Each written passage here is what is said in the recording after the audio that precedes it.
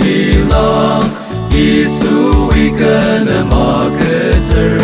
Satan ketong ikan zeka Tebelakan dia tener Haleluya mana ni sama Anetku siapa sama Sarasa